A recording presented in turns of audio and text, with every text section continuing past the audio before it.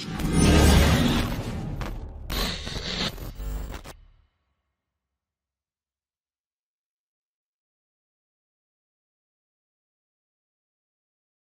والله تنازعنا وبني عبد مناف الشرف أعطوا فأعطينا وأطعموا فأطعمنا وحملوا فحملنا حتى إذا تساوينا وكنا كفرسي رهان قالوا منا نبي يأتيه الوحي من السماء. ما جاء بك الساعة متوشحا بسيفك؟ ألا تنتهي حتى ينزل الله بك قارعة؟ ويلي من يا محمد.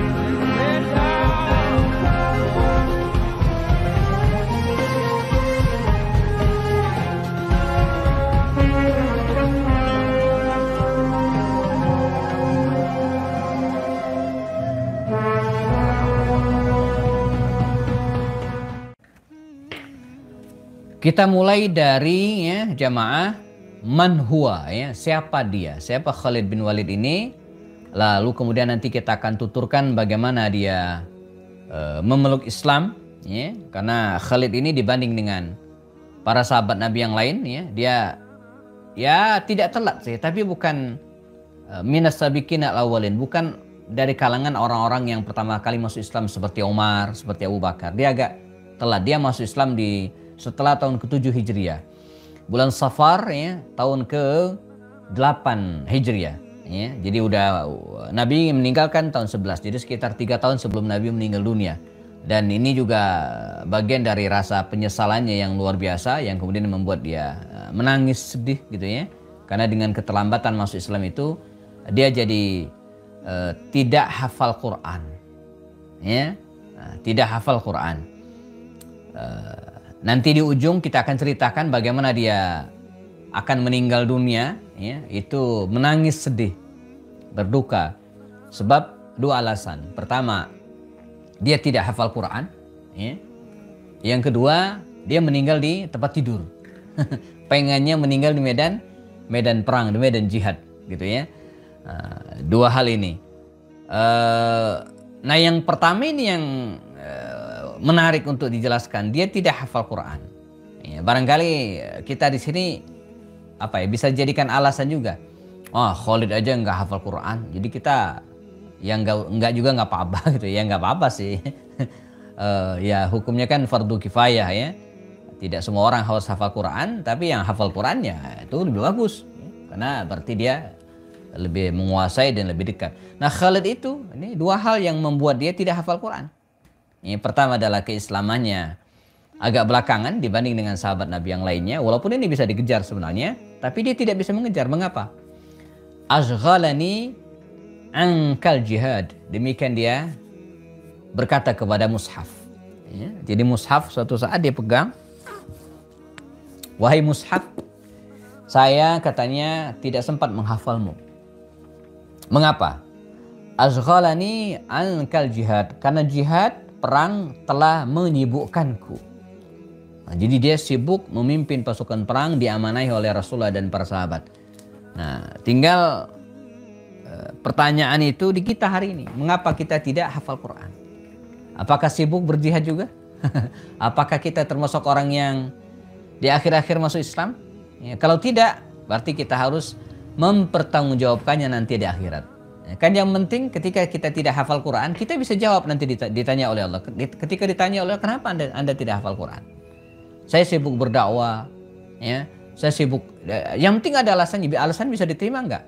Bisa enggak hujah kita diterima oleh Allah Subhanahu Wa Taala? Kalau tidak, fa'tabiru ya ulil albab. Maka marilah kita mulai berpikir, gitu ya. Apalagi rumus berikutnya, kalau kita mungkin sudah usia senja, sudah 60 tahun dan seterusnya, tidak kuat lagi misalnya menghafal Quran, ya, maka spirit ini jamaah kita bisa turunkan kepada generasi kita yang berikutnya, anak-anak kita, ya, karena mereka masih fresh, masih memungkinkan untuk itu, ya, berbagi nikmah, gitu kan. Kami kemarin sekeluarga menyaksikan live, ya, anak kami Ahmad Syokibana yang pesantren, tingkatan terakhir ya, menghafal setoran hafalan, tasmi' hafalan 30 juz sekali duduk. Dari jam 8 sampai maghrib. Istirahat sholat, makan. Ya. Jadi ternyata luar biasa ya. Bisa ya. Jadi 30 juz itu sekali duduk dan itu live di YouTube. Disaksikan oleh hampir 2000 orang subscriber pesantren tersebut. Nah, jadi ini menunjukkan kepada kita bahwa Al-Quran itu ya tidak bisa dipisahkan dari kehidupan kita, teman-teman sekalian. Cinta Quran ini organisasi yang digagas oleh Ustadz Fatih Karim dan kawan-kawan ya. Nanti kita menuju acara Road to Quranization ya. Saya juga sudah memberikan testimoni ya, betapa nanti tanggal 17 Ramadan insyaallah kita akan memecahkan rekor membaca Quran lebih dari 100.000 orang ya, bersama dengan 100.000 orang secara bersamaan ya, pada hari yang sama insyaallah ya. Mohon didoakan semoga diberikan kemudahan insyaallah. Khalid bin Walid, kita kembali ke kisah kita ya. Kita lihat masa kecilnya dan siapa dia ya. Khalid bin Walid ini jamaah dari kabilah ternama, kabilah Bani Makhzum. Dia satu kabilah, satu ras, satu suku dengan Abu Jahal. Ingat Abu Jahal. Kabilah-kabilah di Quraisy pada waktu itu ya punya keutamaan tersendiri. Kabilah Rasulullah ya, di antaranya Rasulullah yaitu kabilah Bani Hashim. Ya, ini kabilah Rasulullah, kabilah Bani Hashim. Ini terkenal dengan kemampuan bisnis dan spiritualitasnya. Jadi mereka lah yang menjaga Ka'bah, lalu kemudian memberikan makan dan minum serta terutama minum ya siqaya bagi orang Makkah dan sekitarnya, mereka yang datang ke kota tersebut ya. Mereka lah yang mengurus ya jamaah haji. Jadi ini Bani Hashim ini ya terkenal dengan hal-hal seperti itu. Dan yang kedua Bani Umayyah, ini keluarganya Utsman bin Affan. Suatu saat kita bahas Utsman bin Affan ya. Ini terkenal dengan kemampuan politik dan bisnisnya ya, dan mengatur strategi perang. Adapun kabilahnya Khalid Bani Makhzum ini jamaah ini terkenal dengan kemampuan militernya. Jadi nyaris Quraisy ya, bangsa Arab Quraisy waktu itu ya tidak bisa perang dalam tanda kutip ya kalau tidak melibatkan kabilah Bani Makhzum. Kabilahnya Khalid bin Walid. Jadi dari sini jagoan-jagoan keluar. Khalid bin Walid diantara dan pengusaha. Mereka adalah para entrepreneur yang luar biasa ya. Nah ini ayahnya jamaah, ayahnya. Ibu dari Khalid bin Walid ini adalah Lubabah bintil Haris. Lubabah bintil Haris. Kita ingat salah seorang istri Nabi ada namanya Maimunah bintil Haris. Nah, jadi ibunya Khalid ini adik dari istri Rasulullah. Jadi Nabi itu pamannya, omnya Khalid. Kalau kita hubungkannya, ayahnya dari kabilah Bani Makhzum, sementara ibunya dari ya, keluarga Rasul SAW atau ya iparnya Rasul SAW, ya, yaitu Lubabah bintil Haris yang merupakan saudari dari Maimunah bintil Haris, istri Rasulullah SAW. Nah dari sini kita mendapatkan semacam penjelasan bahwa Khalid ini bukan orang yang tidak dikenal, ya. Nasabnya jelas, orangnya jelas. Karenanya secara teori baginda Rasulullah SAW ketika memerintahkan kepada para sahabat untuk menikah, ya, para pemuda untuk menikah, ya, maka di antara pesan Rasul apa? Tunkahul mar'atu li arba. Wanita itu dinikahkan 4 hal. Nah di antara yang 4 itulah linasabiha. Harus jelas nasabnya. Ini bukan berarti nasabnya ini harus terhormat, enggak, dia yang penting jelas. Dan itulah hikmah nikah. Di antara hikmah nikah itu adalah agar nasab seseorang itu jelas. Maka suatu saat kalau kita memilih pemimpin gitu kan, di antara yang harus kita perhatikan juga kejelasan nasab. Ini orang dari mana? Gitu kan. Ini yang penting jelas dulu. Enggak mesti keturunan pahlawan yang mesti juga. Yang penting dia jelas. Ini orang siapa gitu kan. Dalam menikah linasabiha. Selain karena kecantikannya, karena nasabnya dan karena hartanya ya ini suatu hal yang menjadi pertimbangan gitu kan. Jadi bukan masalah nasabnya itu terhormat atau tidak, tapi kejelasannya ya. Nah Khalid bin Walid ini jelas nasabnya dari kabilah yang terhormat, kabilah Bani Makhzum. Dia lahir sekitar 17 tahun sebelum kenabian. Artinya apa? Ketika Rasulullah SAW mendapatkan wahyu 40 tahun usia Nabi, Khalid waktu itu baru 23 tahun. Ya. Nah, jadi bedanya dengan Rasulullah 17 tahun. Itu maknanya ya. Rasulullah lebih tua dari Khalid sekitar 17 tahun. Nah, jadi Khalid ini di bawah Rasulullah. Ya. Kalau Umar pernah kita bahas 13 tahun. Sehingga bisa dihitung kira-kira jarak antara Umar bin Khattab dan Khalid bin Walid ini 4 tahun. Umar itu lebih tua jemaah 4 tahun daripada Khalid. Namun angka 4 tahun ini masih terbilang teman sepermainan. Masih teman dalam 4 tahun itu. Ya kalau di pesantren itu yang 6 tahun, tapi itu masih ketemu lah. Kalau di sekolah misalnya SMP atau SMA ya kakak kelas ya dia lulus saya masuk gitu kan. Kita masuk kira-kira demikian. Tapi masih ketemu, masih beda misalnya 20 tahun ya enggak ya. Bukan teman main lagi kalau itu ya. Tapi kalau masih 5-6 tahun atau 4 tahun ini masih ketemu. Makanya Umar bin Khattab dan Khalid bin Walid ini ya teman sepermainan. Walaupun secara usia Umar lebih senior daripada Khalid dan ini memberikan penjelasan dari Khalid itu kalau ketemu Umar dia hormat karena dari usia senior. Yang kedua, Umar juga masih terbilang keluarga dari kabilah Bani Makhzum. Kita pernah bahas Umar itu bapaknya dari kabilah Bani Adi, sementara ibunya dari kabilah Bani Makhzum. Jadi Khalid ini bersaudara dengan Umar dari pihak ibunya Umar ya, jadi masih keluarga Umar dari pihak ibunya. Karenanya dalam hierarki nasab silsilah mereka berbeda. Karena ayah Umar dari kabilah Bani Adi, sementara ayahnya Khalid dari kabilah Bani Makhzum. Tapi ya, Umar ketemu dengan dia pada nasab Bani Makhzum. Keturunan orang kaya dan terpandang. Wah, ya, Khalid ini anak sultan ya. Orang kaya. Bapaknya itu jemaah namanya Al-Walid bin Mughirah, orang kaya di Mekah. Kaya dan dermawan. Ini emang bangsa Arab kala itu yang begitu ya. Jadi bukan hanya kaya tapi juga dermawan. Baik dermawan ngasih makan ataupun untuk kepentingan umum. Misalnya ketika Quraisy sepakat untuk merombak Ka'bah pada waktu itu yang sudah hancur lapuk dimakan usia ya, mereka sepakat untuk merombaknya, maka ayahnya Khalid bin Walid ini memberikan sumbangan donasi gitu kan yang sangat besar. Dan walaupun lama gitu kan perombakan Ka'bah waktu itu, sebab mereka sepakat bahwa Ka'bah ini ya adalah Baitullah, rumah Allah, Baitul Atiq, rumah yang unik gitu kan. Rumah yang pertama kali didirikan Allah, didirikan di muka bumi ini, wudi'a linnas ya. Dan karenanya harus dibangun dari uang yang betul-betul halal.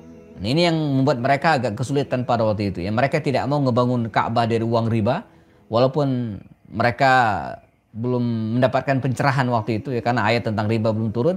Mereka juga tidak mau ya membangun Ka'bah dari uang-uang yang tidak jelas. Nanti ketika terjadi perang Badar ya, dia menanggung biaya perang gitu kan, walaupun dia tidak ikut gitu ya. Dan ada satu hal yang menarik dari sisi ayahnya Khalid ini, saking dermawannya. Pernah di beberapa musim haji, waktu itu sudah ada musim haji walaupun Nabi belum dapat wahyu ya. Tentu saja haji versi jahiliyah. Pada suatu musim haji ketika tamu-tamu banyak berdatangan dari luar kota, luar negeri, ya, seperti hari inilah ya.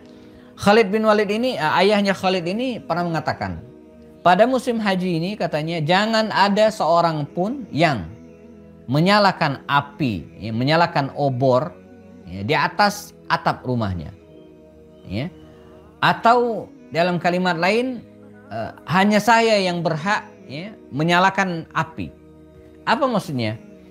Jadi dulu jamaah, ketika ada musafir yang kelaparan, putus di perjalanan, tidak ada biaya, maka mereka mencari rumah, tenda yang di atasnya itu ada api, ada nyala api. Itu artinya apa?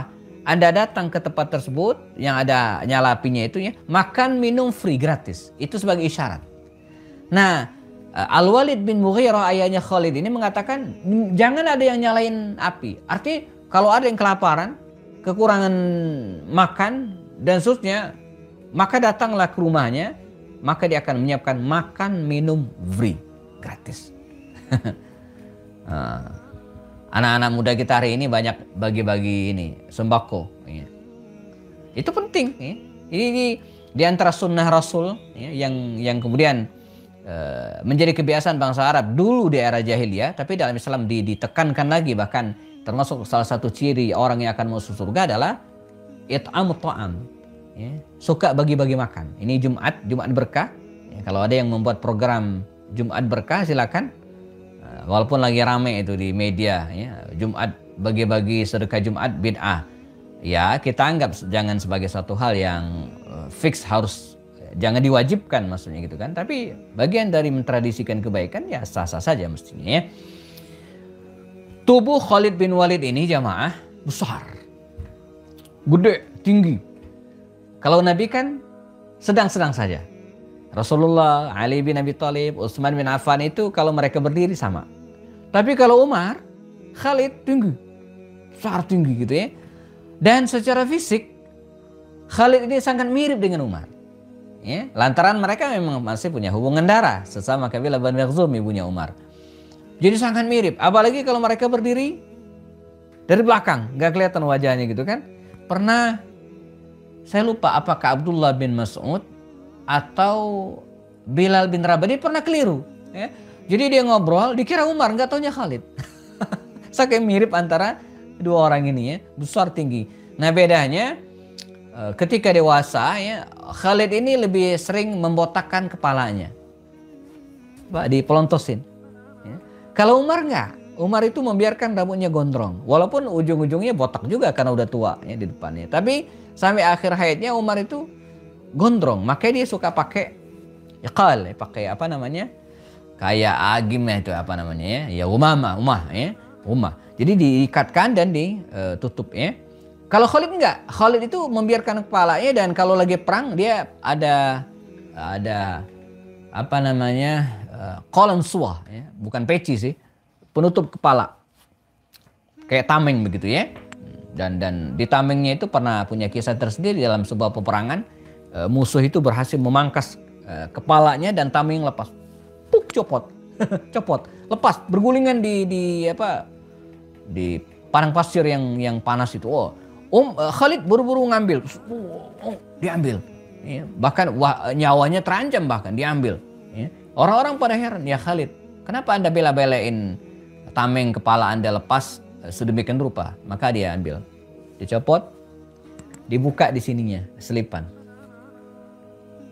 Ada sya'arat Rasulullah, beberapa helai rambut Rasulullah. Ini tabarrukan bil jasad ya, mengambil berkah dari jasadnya Rasulullah. Dia kemana-mana bawa rambutnya Rasulullah SAW yang dia pungut ya, ketika Nabi umrah pada masa Fathu Makkah dulu. Jadi di masa tahun ke-8 Hijriah ya, ada namanya umrah Ja'ranah. Nah Rasulullah ya membotakkan kepalanya gitu kan. Nah diam-diam Khalid mengambil beberapa hal rambut tersebut dan ditaruh di tameng kepalanya gitu kan. Itu sampai Nabi meninggal dunia ketika terjadi perang Yarmuk tahun ke-13 Hijriah itu masih ada, sehingga dalam di kepalanya itu gitu kan, di tameng kepalanya itu ada sya'arat Rasulullah, yang beberapa helai rambut Rasulullah SAW. Nah, jadi ini bentuk jamaah, salah satu bentuk kecintaan seorang Khalid bin Walid kepada Sayyidina Rasulullah SAW. Oke, baik. Kita masih bicara tentang Khalid di masa jahiliyah. Dia, saya seperti sampaikan tadi, dia terlambat masuk Islam jemaah. Bahkan pada awal-awal dia ikut-ikutan ayahnya, paman-pamannya memusuhi Rasulullah. Ya ikut-ikutan, namanya juga anak-anak muda ya. Tidak seperti Ali bin Abi Thalib atau Utsman bin Affan. Kehidupan Khalid bin Walid pada masa muda ini rada glamor. Anak orang kaya, anak sultan. Makan, minum, minuman keras. Waktu itu khamar belum dilarang. Berjudi jadi tradisi gitu kan. Foya-foya, anak orang kaya gitu kan. Temannya siapa? Ya temannya Amr bin As, ya. Ikrimah bin Abu Jahal, Sofwan bin Umayyah. Ini anak-anak orang kaya semua jemaah ya. Anak orang kaya. Mereka kerjaannya ngabisin duit bapaknya. Jadi foya-foya gitu kan. Dan ketika ayahnya meninggal dan kemudian paman-pamannya banyak terbunuh di medan Uhud ya, ini memunculkan semacam dendam tersendiri bagi Khalid bin Walid.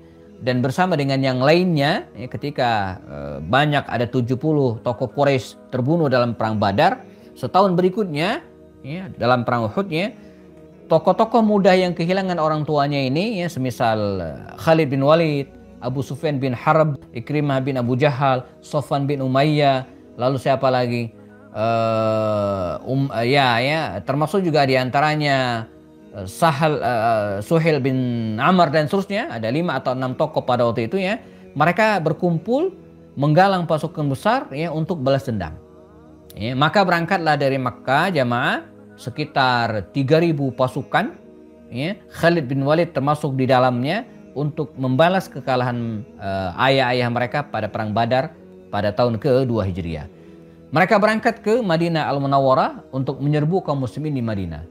Nah, Rasulullah tahu hal ini, maka beliau menyiapkan pasukannya, terkumpullah awalnya 1.000 orang, namun belakangan membelot ya, orang-orang munafik kerjaannya yang begitu, yang menelikung gitu ya, dan tersisa 700 orang. Maka 700 orang inilah yang bertemu dengan pasukan Khalid yang jumlahnya 3.000 orang ya, dan bertemulah mereka di Uhud dan terjadilah perang Uhud.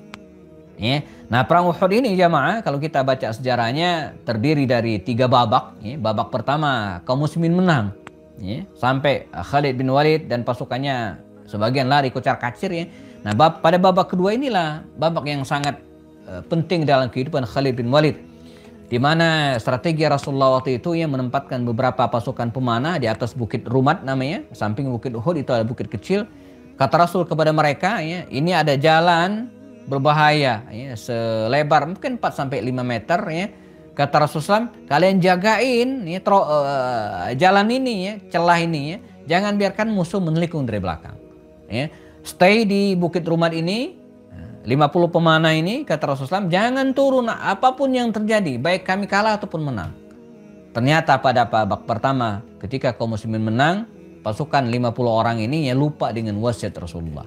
Mereka abai dengan pesan Rasulullah. Mereka turun jemaah. Mereka turun menyangka perang udah usai ya, dan ingin mengumpulkan harta rampasan perang juga pada waktu itu. Tapi yang paling penting penyebabnya mereka mengira perang udah usai. Padahal belum selesai. Jadi ini kayak apa? Ada beberapa video menarik itu di YouTube ya. Main sepak bola, ditendang bolanya ke arah gawang ya, ngenai tiang gawang, mental ke atas. Nah, itu penjaga gawangnya itu merasa udah menang karena bola tidak bisa menjebol gawangnya. Dia sudah teriak juga, nggak taunya bolanya belum berhenti, tuk masuk gitu ya. Nah, ini begitu juga dalam perang Uhud ya. Jadi kaum muslimin di atas bukit tersebut merasa udah menang, musuh sudah lari, padahal belum. Dan Nabi belum menetapkan kemenangan itu. Mereka turun dari bukit Rumat. Khalid bin Walid yang cerdas, yang waktu itu berada di belakang memimpin 200 pasukan elit ya, berkuda ya. Memang jagoan, memang datangnya terakhir memang ya. Dia belum turun ke medan perang waktu itu ya. Ketika melihat musuh atau kaum muslimin turun dan dia melihat celah tersebut, dia muter sedemikian rupa dan menghajar kaum muslimin dari belakang. Maka pada babak kedua ini ya, kaum muslimin porak-poranda ya, hajar oleh Khalid bin Walid. Waktu itu masih kafir. Nabi sendiri sempat luka parah ya, dan bahkan diisukan terbunuh, dilempar senjata oleh Ibnul Qam'ah dan mengenai pipi Rasulullah sampai kemudian gigi beliau patah gitu kan. Sebuah tragedi yang luar biasa yang tidak mungkin dilupakan dalam sejarah ya pada perang Uhud ini. Namun pada akhirnya pada babak ketiga kaum muslimin bisa mengendalikan lagi, tapi kadung Khalid sudah jadi pahlawan dalam perang Uhud ini. Karenanya ketika mereka pulang ke Mekah ya, Khalid dielulukan. Perang Uhud adalah kemenangan Khalid. Khalid. Jadi walaupun panglima perangnya bukan Khalid ya, Abu Sufyan bin Harb, tapi sosok yang disorot media pahlawan perang Uhud yang sejatinya bagi kafir Quraisy waktu itu adalah Khalid bin Walid, karena dia dan pasukan kecilnya bisa mengalahkan kaum muslimin pada babak kedua perang Uhud ya. 2 tahun kemudian ya, ketika terjadi tahun ke-5 Hijriah ya, kita juga melihat kiprahnya seorang Khalid bin Walid jamaah. Bersama dengan atau atas provokasi orang-orang Yahudi, maka kafir Quraisy ya, diprovokasi lagi dendamnya untuk mengalahkan kaum muslimin ya, karena tidak puas dalam perang Uhud ya. di Madinah. Maka terkumpullah pasukan besar 10.000 tentara. Khalid masuk dalam pasukan ini untuk menyerang kaum muslimin. Pasukan Ahzab, sekutu ini ya, 10.000 tentara ini berangkat dari Mekah sekitarnya, Khalid di dalamnya untuk menyerang Madinah Al-Munawwarah. Mendengar kabar ini, kita tahu sejarahnya, Rasulullah segera rapat dengan para sahabatnya. Kata Rasulullah, ada 10.000 tentara, ya, saya dapat kabar dari utusan paman saya Abbas, kata Rasul ya, yang akan menyerang Madinah. Apa yang kita lakukan? Maka berbagai usulan muncul, tapi yang menarik akhirnya adalah usulan Salman Al-Farisi. Kata Salman Al-Farisi, ya Rasulullah, kunna bi'ardi Faris. Dulu kami di Persia, karena Salman ini kan orang Persia ya. Kunna bi Faris, dulu kami di Persia. Idza husirna khandaqna alaina. Kalau kami diserang musuh, maka kami menggali parit. Dan itulah benteng pertahanan kaum muslimin ya. Jadi kaum muslimin menjadikan parit sebagai benteng di bagian utara kota Madinah. Hampir sebulan lamanya kafir Quraisy ini, sekutu ini, Khalid bin Walid dan kawan-kawannya mengepung Madinah itu dan tidak bisa menjebol benteng. Dan ada kisah luar biasa dalam peristiwa ini. Khalid yang cerdas ya, tidak kehabisan akal. Sekian hari dia mencari celah. Mana kira-kira di antara kota Madinah ini, bagian kota Madinah ini yang bisa diserang untuk menghancurkan kaum muslimin. Dia muter sedemikian rupa, ya, bagian barat tidak mungkin. Karena ini terdiri dari bebatuan, bukit-bukit, dan nggak mungkin pasukan menyerbu dari barat. Dari arah timur nggak mungkin. Karena selain batu-batu besar dan bukit-bukit tinggi yang terjal, bagian dalam kota Madinah bagian timur ini banyak pohon-pohon kurma, kebun-kebun kurma yang dipagarin sampai sekarang bagian timur Madinah. Bagian utara nggak mungkin karena ada parit, kaum muslimin gitu kan. Nah bagian selatan ini yang menarik. Bagian selatan emang nggak bisa masuk pasukan. Mengapa? Karena ada perumahan, kompleks perumahan orang-orang Yahudi Bani Quraiza. Nggak bisa masuk. Mereka orang Yahudi itu jemaah saking penakutnya orang Yahudi itu ya, kalau bikin rumah sekaligus benteng, gitu ya. Saking penakutnya. Jadi orang Yahudi itu penakut. Ya, kalau perang itu nggak pernah face to face gitu kan. Mereka sampai sekarang ya, mewara ijudur dari balik tembok gitu kan. Fi qura muhassanah ya, di komplek perumahan yang kemudian dipagari gitu kan, muhassanah.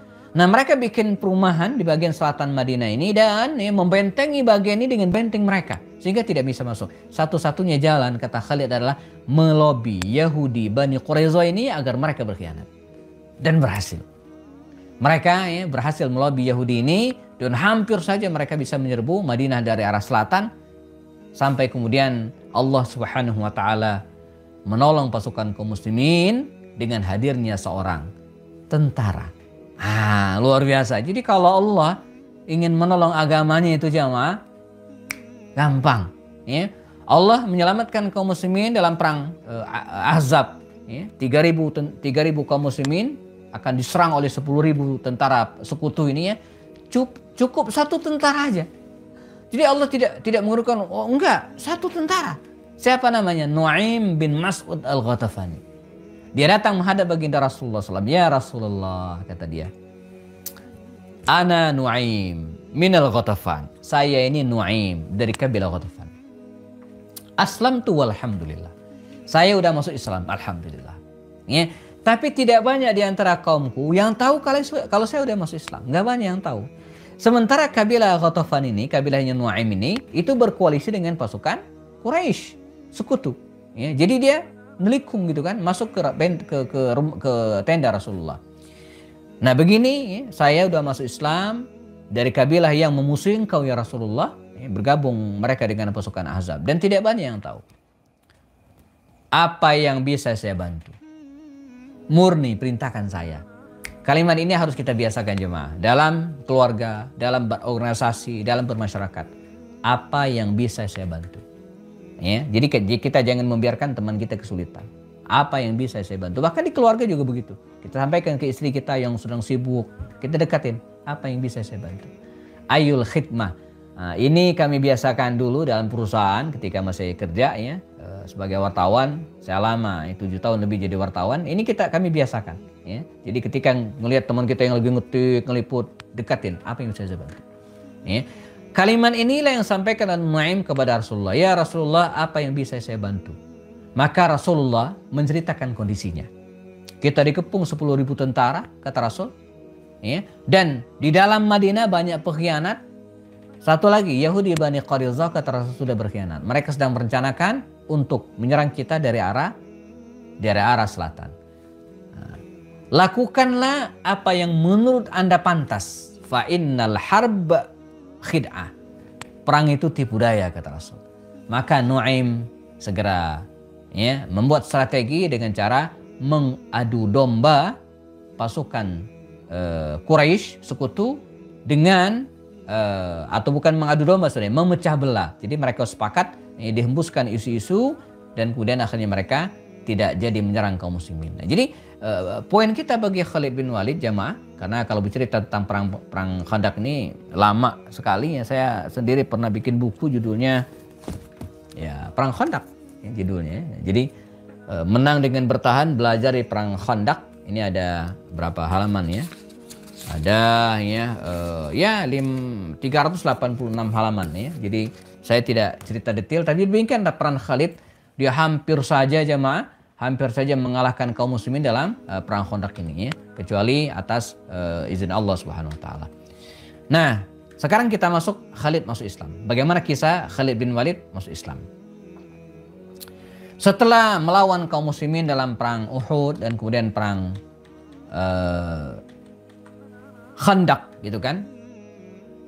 Tahun ke-6 Hijriah, bulan Zulqa'dah Zulhijjah, Rasulullah bermimpi umroh. Maka para sahabat bersama beliau 1.400 orang berangkat. Ya, berangkat menuju ke Mekah untuk umroh dari Madinah. Tapi tidak bisa. Mengapa? Karena kafir Quraisy waktu itu ya tidak membolehkan. Mereka masih dalam masa perang. Ya. Singkat cerita jamaah, Rasulullah dan kaum muslimin tidak bisa masuk ke Mekah. Mereka berhenti di Al-Hudaybiyah, sebuah lokasi berjarak 23 km dari kota Mekah. Gak bisa masuk. Negosiasi, Nabi pengen masuk tapi nggak boleh, dan kemudian tukar menukar utusan, Utsman diutus dan sebagainya. Endingnya terjadilah perjanjian bahwa mereka tidak boleh masuk ke kota Mekah tahun itu, tapi boleh pada tahun berikutnya. Maka di tahun berikutnya, tahun ke-7 Hijriah, Rasulullah bersama sekitar 2.000 kaum muslimin berangkat dari Madinah menuju ke Mekah untuk umroh. Nah, umroh inilah yang dikenal dengan umroh qadha. Itulah umroh pertama di mana Rasulullah berhasil masuk ke Mekah dan melaksanakan umroh setelah hijrah tahun ke-7 Hijriah. Khalid bin Walid waktu itu ya menyingkir, masih kafir. Ketika 2.000 kaum muslimin datang ke Mekah untuk umroh, Khalid tidak ada. Khalid sengaja menyingkir, tidak ingin ketemu dengan kaum muslimin. Ya. Adalah adiknya, dia punya saudara namanya Al-Walid. Al-Walid bin Walid. Satu saudara, satu ayah lain ibu dengan Khalid bin Walid. Sudah masuk Islam. Rasulullah sering sekali menanyakan Khalid ini kepada Al-Walid. Ya Walid, di mana Khalid? Ya, di mana Khalid? Jadi Nabi berharap banget Khalid ini masuk Islam. Ya. Maka Al-Walid ini, saudara dari Khalid ini menulis surat jemaah. Panjang suratnya, beberapa lembar. Ya. Nah ketika dia pulang kembali ke Madinah, surat ini karena tidak ketemu dengan Khalid, dititipkan kepada salah seorang di Mekah. Ini suratku, tolong sampaikan kepada saudaraku Khalid bin Walid. Maka ketika kaum muslimin pulang, Khalid masuk lagi ke Mekah dan dia menerima surat itu. Dia baca. Dalam suratnya itu, saudaranya ini mengatakan, wahai Khalid, qad madad zaman, waktu telah berlalu. Peristiwa banyak terjadi. Dia cerita khususnya ya. Rasulullah Muhammad SAW sering menanyakanmu ya Khalid. Apa kabar Khalid? Apa kabar Khalid? Muncul kegelisahan dalam dirinya jamaah, perang batin. Ya, dia merenung selama ini sudah begitu sering melawan kaum muslimin. Dan pada akhirnya dia memutuskan untuk masuk Islam. Maka berangkatlah ya, Khalid bin Walid, dan di tengah perjalanan dia ketemu dengan Ammar bin As dan Utsman bin Talha. Bertiga mereka berangkat dari Mekah menuju ke Madinah untuk menghadap Rasulullah. Seorang gentleman. Jadi Khalid bin Walid itu masuk Islam bukan karena kalah perang, ya, bukan juga karena terpaksa, tapi betul-betul dengan ketulusan hati.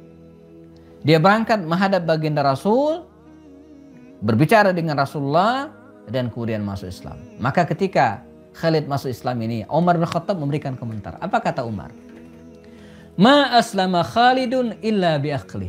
Ma aslama Khalidun illa bi aqli. Tidaklah Khalid ini masuk Islam kecuali dengan akalnya. Ya, luar biasa gitu ya.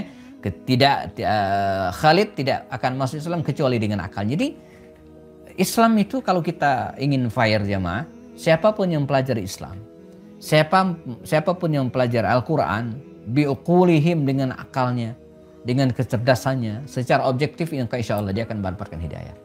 Yakin.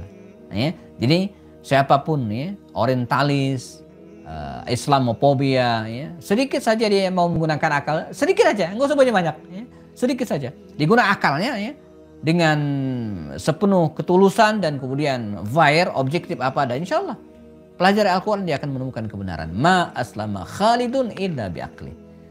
Ya, Rasulullah SAW sendiri ya, ketika mendapatkan ketiga tokoh ini masuk Islam, apa kata Rasulullah ya? Ramatkum Makkatu bi'afladhi kabidiha. Ramatkum Makkatu bi'afladhi kabidiha. Sungguh Mekah telah menyerahkan jantungnya.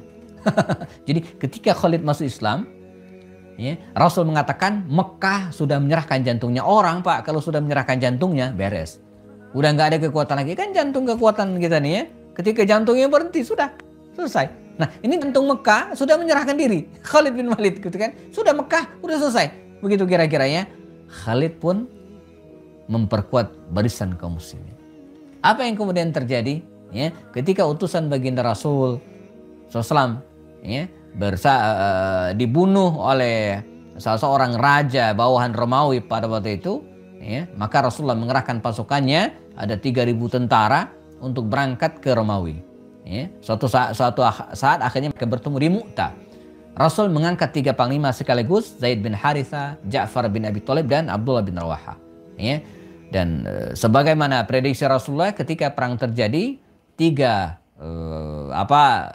sahabat Nabi ini, Zaid bin Haritha, Ja'far bin Abi Thalib dan Abdullah bin Rawaha syahid. Mereka meninggal dunia. Ya, mereka meninggal dunia syahid, dan ketika mereka wafat, ya Allah, bendera tergeletak, maka Thabit bin Arqam pada waktu itu mengangkat bendera perang ini gitu kan. Liman yastahiqu hadzal liwa. Ya, siapa yang bisa memegang perang ini, bendera ini? Akhirnya mereka melirik kepada Khalid bin Walid. Maka jadilah Khalid menjadi panglima perang Mu'tah, dan itulah perang pertama bersama kaum muslimin yang dipimpin yang menorehkan kemenangan yang luar biasa. 3.000 kaum muslimin ya melawan 200.000 prajurit Romawi, dan kaum musliminnya bisa memenangkan peperangan dengan izin Allah SWT. Padahal keislaman Khalid pada itu masih belia. Khalid masuk Islam pada bulan Safar, sementara perang tersebut terjadi di bulan Jumadil Awal. Safar, Rabiul Awal, Rabiul Akhir, Jumadil Awal, cuma 3 bulan. Ya, 3 bulan masuk Islam langsung memimpin pasukan perang, dan dari situlah kemudian dia dinamakan dengan Saifullahil Maslul, ya, pedang Allah yang terhunus. Ya. Nah, sisanya kita percepat saja jamaah. Sisanya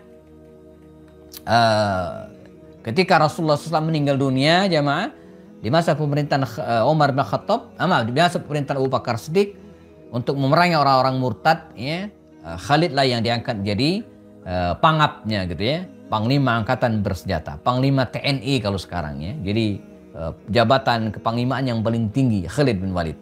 Maka perang demi perang berhasil dia taklukkan. Ya. Di antara yang paling berbahaya adalah perang melawan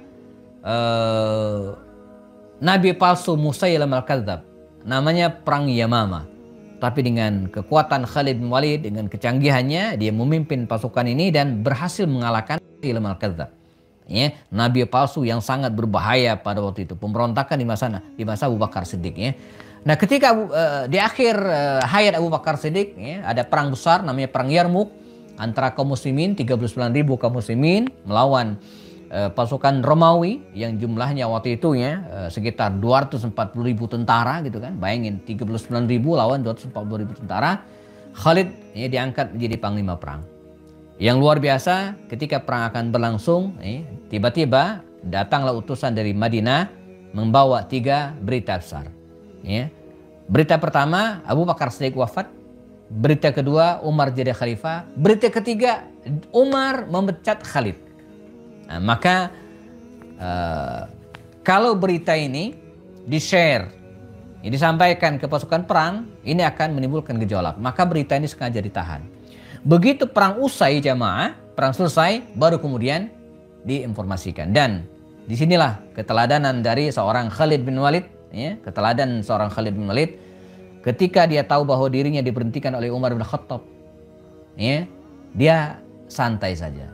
Beberapa anak buahnya dan marah, tapi dia enggak, santai. Apa dia sampaikan apa? La ujahidu li ajli Umar, walakinni ujahidu li ajli Rabbi Umar. Saya ini perang bukan karena Umar, nggak ada urusan, ya. Tapi perang karena Tuhannya Umar, karena Allah Subhanahu Wa Taala. Ya. Jadi mau jadi panglima kek, mau jadi tentara biasa kek, mau apa? Tidak ada yang berubah dari diri Khalid bin Walid. Diterima dengan sangat legowo dan luar biasa. Ini penting bagi kita jamaah untuk kita teladani bahwa jabatan bukanlah segalanya. Jabatan hanyalah titipan Allah dan amanah yang harus kita jaga. Ya. Dan pada saat yang sama juga kita akan diminta pertanggungjawaban oleh Allah SWT. Khalid bin Walid merupakan cerminan seorang panglima sejati yang luar biasa ketika diberhentikan sepihak, bahkan tidak ada nego, tidak ada kalimat sebelumnya, diberhentikan begitu saja oleh Umar bin Khattab radhiyallahu anhu, ya. Dia tidak ada yang berubah dari diri Khalid bin Walid. Dia tetap berjuang, berada di front terdepan, dan sampai akhirnya, ya, di tahun 21 Hijriah, ya, setelah mereka atau kaum muslim melakukan beberapa wilayah, ya, khususnya wilayah Syam pada waktu itu, ya, dan dia sempat diangkat menjadi gubernur Nisrin dan dipecat oleh Umar bin Khattab juga di akhir tahun atau sekitar tahun 21 Hijriah, ya. Dia menghabiskan waktunya, nah kita cut sampai di sini, ya. Dia menghabiskan waktunya di sebuah kota namanya kota Hims. Kota Hims. Tulisan Inggrisnya Homs, H-O-M-S. Kalau bahasa Arabnya Hims, H-Mim-Sad. Dia stay di sini. Ya. Ini wilayah Syam, wilayah Damaskus, ya, pinggiran kota Damaskus. Ada kota kecil namanya kota Hims. Sampai sekarang masih ada sampai sekarang. Dan dia sempat kehilangan banyak anaknya, 40 anaknya meninggal dunia, ya. Dalam wabah taun di masa Umar pada waktu itu, ya, tahun ke-17 Hijriah. Khalid bin Walid waktu itu sakit. Dia sakit dan inilah akhir hayatnya, ya. Seperti sampaikan tadi, dia terbaring sakit dan dalam kalimat yang terkenal dia mengatakan laqad syahidtu mi'ata zahfin aw nahwaha. Saya telah menyaksikan 100 perang lebih. Mi'ata zahfin aw nahwaha. Wa ma fi badani illa ta'nun wa darbun wa ramhun. Tidak ada di tubuhku ini kecuali ada bekas luka. Jarh. Ada bekas ta'an, tusukan panah. Ada bekas luka, tusukan pedang.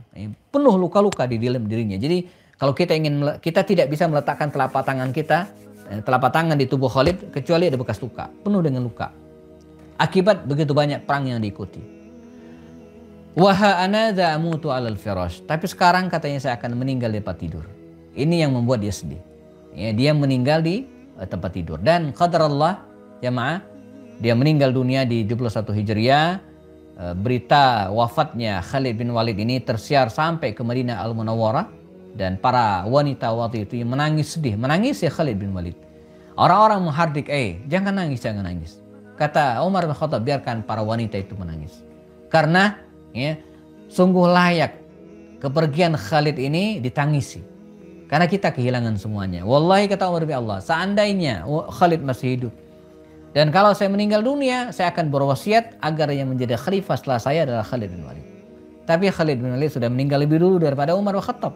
Karena Umar meninggal 2 tahun kemudian di tahun 23 Hijriah. Khalid bin Walid jamaah meninggal dunia dalam kehidupan yang sangat sederhana. Dia tidak meninggalkan kekayaan berlimpah. Hanya mewariskan sebuah perisai yang menemaninya kemanapun dia pergi. Dia hanya mewariskan senjata pedang dan seekor kuda perang. Inilah warisannya, ya. Ada seorang hamba sahaya, ya, laki-laki Hammam pada itu yang kemudian dimerdekakan. Dan Khalid bin Walid, ya, akhirnya dimakamkan di Hims.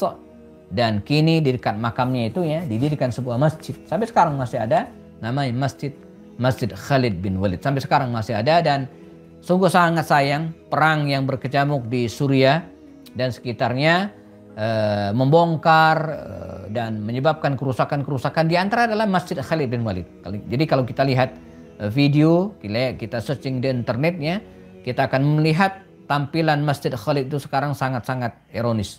Ya. Jadi menara yang tinggi itu sudah patah, hancur. Lalu kemudian ruangan-ruangan sholat juga sudah retak sana sini ya, karena efek peperangan yang terus berkecamuk. Ya. Sekarang mungkin sudah agak reda gitu kan.